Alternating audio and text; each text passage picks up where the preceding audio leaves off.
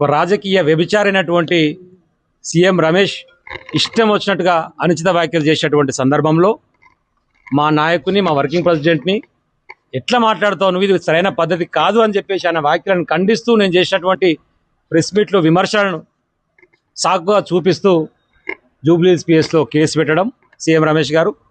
ఆ క్రమంలో జూబ్లీహిల్స్ పిఎస్లో ఎఫ్ఐఆర్ నమోదు చేసి 35B BNS కింద నాకు ఈరోజు నోటీసులు ఇచ్చి విచారణకు హాజరు కావాల్సిందిగా వారు రమ్మన్నారు.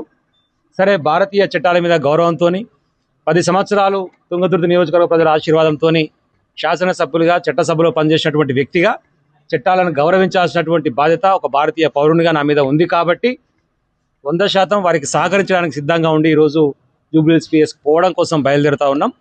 అక్కడ విచారణ జరిగిన తర్వాత మళ్ళీ ఈ అంశానికి సంబంధించి ఏం జరగబోతా ఉంది, ఏం చేయబోతా ఉంది అనేటువంటి విషయంలో మేము మాట్లాడడం జరుగుతుంది.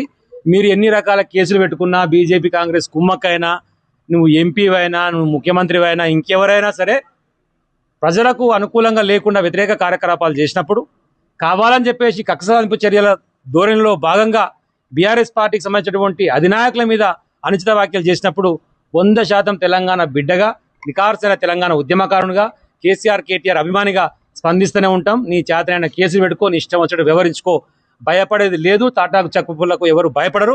తెలంగాణ ఉద్యమంలో 172 కేసులు పెట్టుకొని 6 నెలలు జైలు పోయి కొట్లాడినటువంటి బిడ్డలం. కాబట్టి దేనికైనా తెగించి సిద్ధంగా ఉన్నామనేటువంటి విషయాన్ని మరొకసారి గుర్తు చేస్తున్నాం. ఇప్పటికే